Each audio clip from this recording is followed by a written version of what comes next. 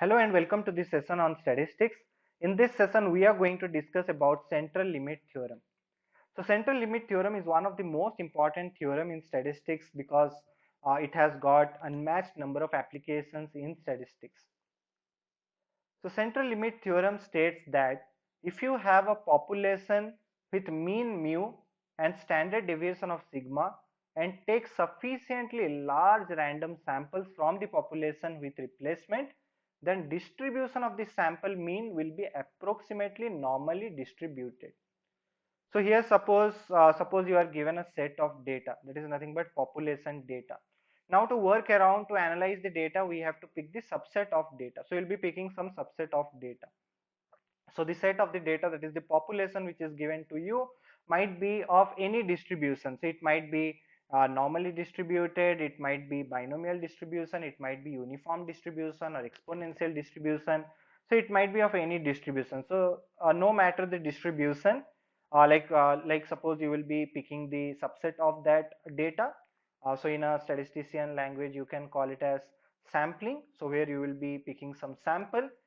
So this sample size should be sufficiently large. So like suppose you pick multiple samples, around like 30 or 40 samples out of the data. So this would allow you to get a better idea of how the data is made. So once you have taken a sufficient amount of sample and calculated the mean of each of the sample, then we can apply this central limit theorem to that. So the more samples you extract and the bigger they are, the closer the normal distribution on the sample means would be. So the more samples we extract, the closer, if the sample is more, then it will be more nearer to normal distribution. The sample will be more closer to the normal distribution. So here basically, like suppose you are given a random variable x, that is nothing but the data which has some distribution which may or may not be normal with a mean of mu and standard deviation of sigma. So we'll be picking sample of sample size n and randomly selected, so which is randomly selected from this population. So we'll be picking some samples from the population. So the distribution of the sample will approach a normal distribution. So that's what central limit theorem says. So the distribution of the sample will also approach to normal distribution when we keep on increasing the sample size. So when sample size increases, it will be more near to the normal distribution. The mean of the sample mean will be approximately equal to population mean. So sample mean will be approximately equal to population mean, and the standard deviation of the sample mean will approach sigma divided by root of n. So here the standard deviation will be sigma by root of n. So here basically this distribution, like the sample distribution, will have the same mean as the original data set of population and an n times smaller variance. So we can say variance divided by n. Instead of standard deviation by root of n, we can say variance divided by n also. So this will have an n times smaller variance. That is the size of the sample you took from the data. So here n is the size of the sample which you took from the data. So here suppose we have this distribution where n is like 1, this looks like a uniform distribution. When we pick n equal to 5, it is near to normal distribution, n equal to 10 also normal, n equal to 20 it is normal. So when we keep on increasing the size, it becomes more normal. So here like it might be any kind of distribution, the population can be in any kind of distribution. So here there is one example of exponential distribution. Here suppose the data is in this format, that is exponential distribution. So when we pick n as 2, we can see it, this is how the data has become. So these are the samples, so two samples are there and the distribution is very much skewed. And when n is 5, it is also skewed but near to normal. When n equal to 30, it is very much normal. So it looks like a normally distributed data. So the probability density function, if you calculate of the data, it will be near to normal. Here uniform, the next one is uniform population. Again, when we pick two samples, this is how it looks like. When we pick more samples, this is how it looks like. When we pick around 30 samples, it is near to normal. So here, as a rule of thumb, this sample size should be greater than or equal to 30. Usually like that is what is taken. For few a few scenarios people also take it as n equal to 25, like that also in some of the places you will see. But like as a rule of thumb, sample size should be more, so you can take it as greater than or equal to 30.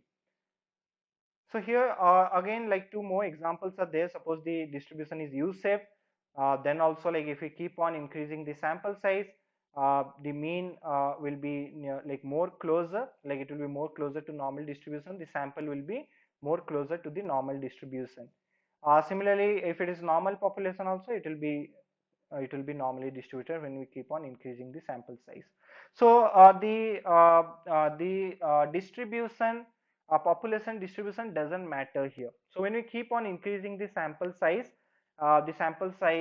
will be closer to normal distribution, and the mean of the sample will be approximately equal to the population mean, and the standard deviation will approach to standard deviation divided by root of n. So now here we'll just check this out in Python by taking some population data and taking some sample, and we'll see if this rule satisfies or not. So here basically I'll just name this as central limit theorem. So here first thing is we'll be importing the packages what we need, that is for this we'll import numpy first to create all these distributions, and we'll be using this random for picking the samples. We'll use this random package, and we'll also use matplotlib for plotting graphs.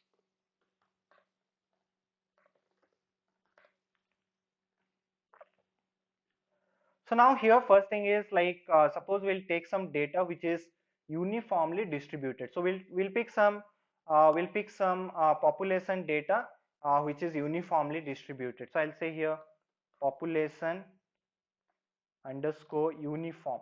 So we'll take a uniformly distributed population data. Now to get some uniform distributed data, we can use this np.random function.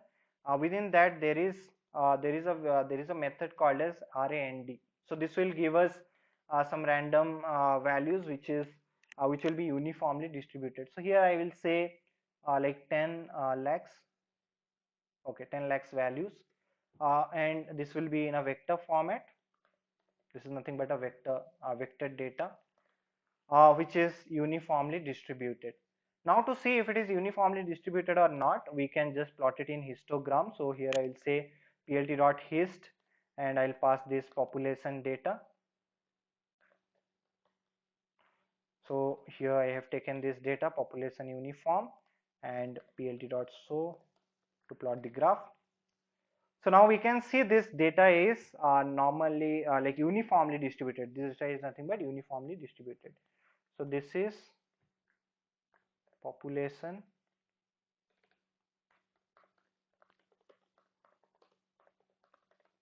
uniform distribution.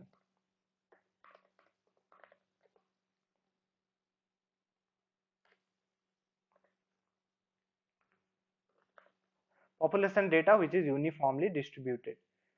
Now here let me check the mean of this. To check the mean of this data, we can just check it by saying np dot mean, and here mean of this population data.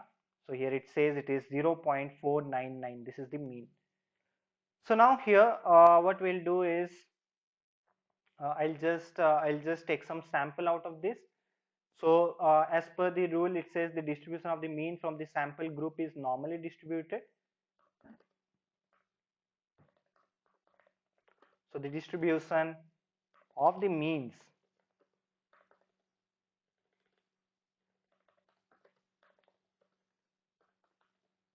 from the sampled groups will be normally distributed. So it will be approximately normally distributed, you can say, or approximately near to normal distribution. So now here like first we'll take sample from that population. So here I will pick sample saying np dot mean. So I will take the mean of that to plot this data. I'll take the mean of that. So here I'll say The sample is nothing but, to pick the sample, it is random dot choices. So this function we can use to pick the sample, and here I'll say population uniform. So this, that is our data set, and how many we want here, that also we have to pass here. So I'll say here, suppose we want here only one sample. Okay, so we'll first see with one sample how it looks like. So here I'll say for so we'll pick the range of the data. So here I'll say for underscore in range. So this is nothing but to pick the range of the data. So here range is 1000. So sample should have some 1000 records. So each of the samples should be equal like this. So sample size will take like this.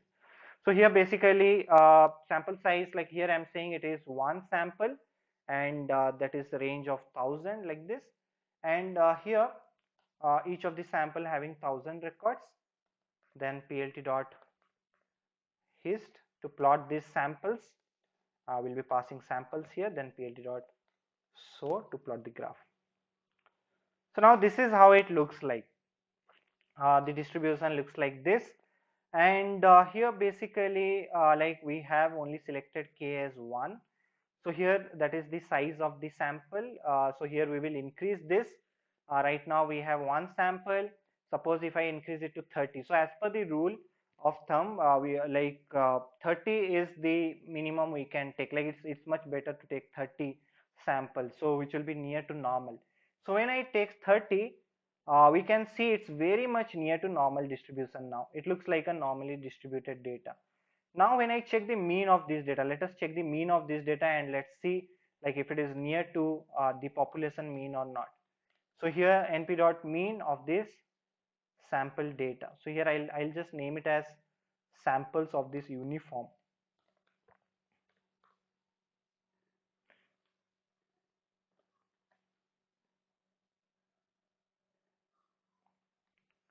So here we are getting 4.498, and here also we can say it is 0.499. So it's very much near, it's approximately approximately equal.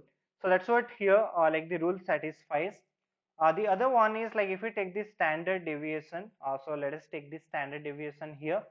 First let us take the standard deviation of sample.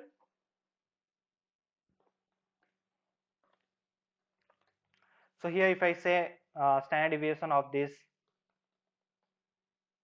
samples, we are getting somewhere around 0.053, and if I take the standard deviation of population and divide it by np dot sqrt, that is square root of the size, sample size, that is 30.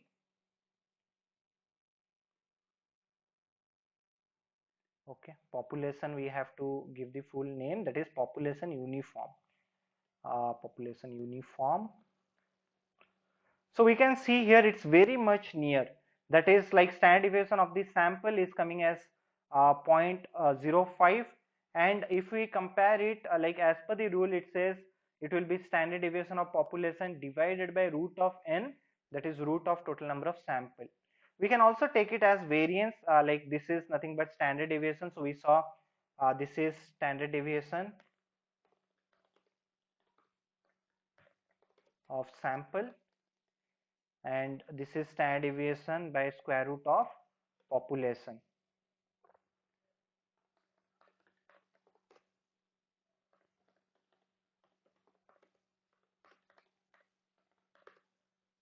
Square root of the number sample size, that is nothing but n. So here this is what we are getting, and like we can do the same thing with variance. Suppose I take the variance. So here variance of this sample, if I see, so variance of these samples sample records will be coming like it is coming around 0.002. And if I take the variance of the population, it will be like the same formula but without the root. So it will be variance of the population divided by the total number of records in the sample. So that is the sample size, not total number of record, it is the total number of sample. So here we are getting this also very much similar, 0.0028, 0.0027. So it's very near. So this is how the central limit theorem can be proved. So as per the central limit theorem, if we have a sample and if we pick a sufficient amount of samples from the population, suppose we have a population and if we pick sufficient amount of samples from that population, then the mean of that sample will be near to the population mean, approximately equal to the population mean, and the standard deviation will be equal to the standard deviation divided by root of n, and it will be and the distribution will be closer to normal distribution. So that's what we can see here. Here also we can see like it was uniform, but it looks like normally distributed now. So it can be any kind of data. Suppose I take a few other data here. Suppose I will take one exponential data. So here this is what we tried for uniform distribution. I'll just write down a comment here.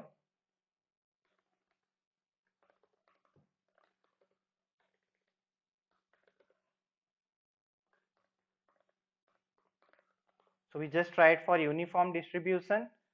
Let us try for some other distribution. Uh, so here I will pick exponential distribution. Let's see for exponential distribution how it looks like. So here same thing, I'll just take that population data. So here we will take the data which is exponential distribution. Now for exponential distribution, we have to pass the similar thing here. So we'll just call it as exponential, population exponential, and here instead of RAND we can use this exponential method within this random package in NumPy. And here we have to pass the data. This is the size of the data, so we'll say size is this, and like within the function it takes this argument size, and also in exponential distribution we have to pass the scale. So I'll say scale is 1.0 here. So now here our data is exponentially distributed. So let's plot this data in histogram. This is how the data looks like. So this is not at all normal. So this is an exponential distribution of the data. So here when I check the mean of this data, so let us check the mean here, that is population exponential. So this population data's mean is somewhere around 0.999. This is the mean. So now like we will take some sample out of this data. So we'll pick some sample. So here I'll just take the same code, and here we'll call this as, sorry, we'll call this as population exponential, and this one also I will change it to exponential.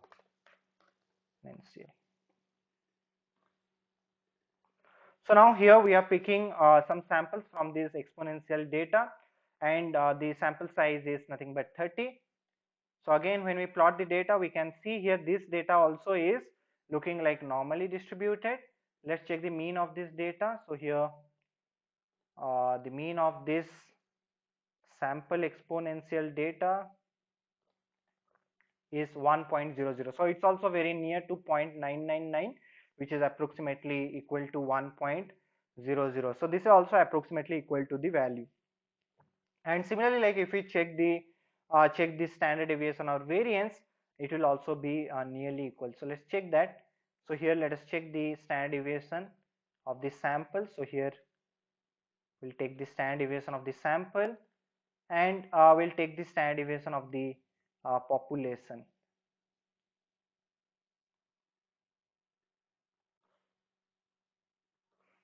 And we'll just divide it by square root of 30. So we have that size, and here this is nothing but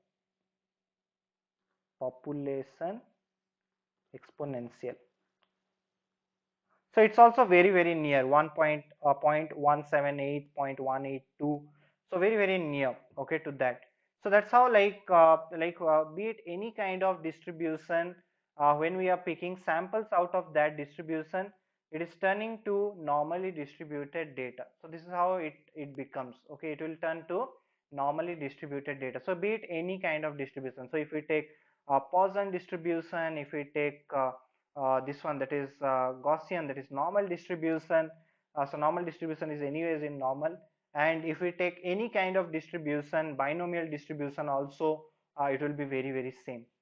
So this is what like we can figure out from this, that is central limit theorem. As per central limit theorem, be it any kind of distribution, always it will, like when we are picking multiple samples which is more than 30, then it will be closer to normal distribution, and the sample mean would be equal to the population mean, approximately equal to population mean.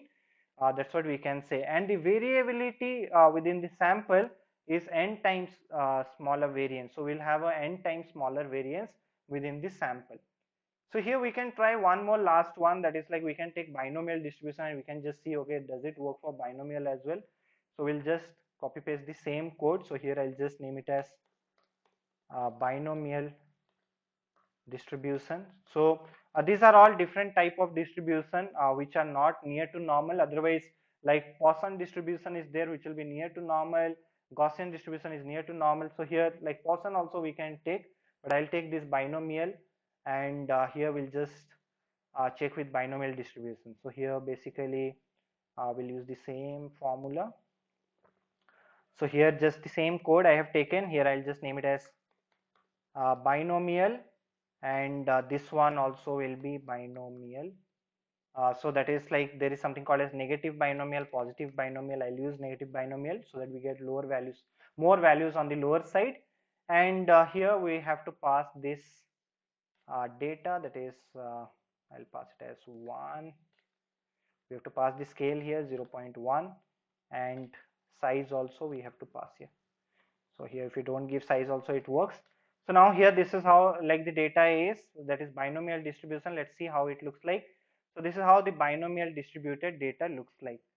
Now here we'll check the sample out of this. So we'll just take the same code and we'll just change, we'll just pick some sample from this population binomial, and we'll just name it as binomial here.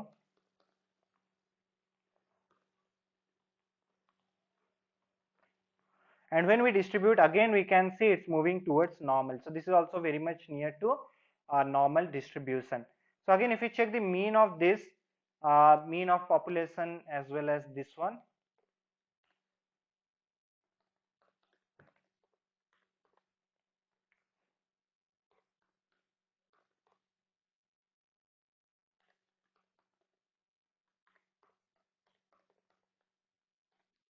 it is very very near 9.00 and 8.98, very very near.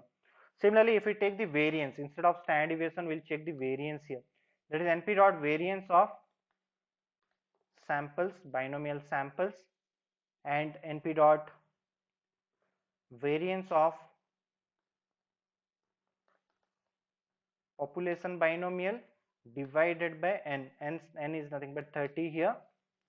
That is here also we are getting very very near, nearly equal variance. So this is how this central limit theorem works.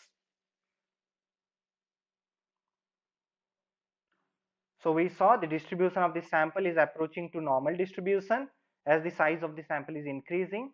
So here we are taking like 30. If we take more than that also it will be much better. And the mean of the sample mean will be approximately equal to population mean. That's what we saw. And the standard deviation of the sample will approach to population standard deviation divided by root of total number of sample. That is nothing but the sample size.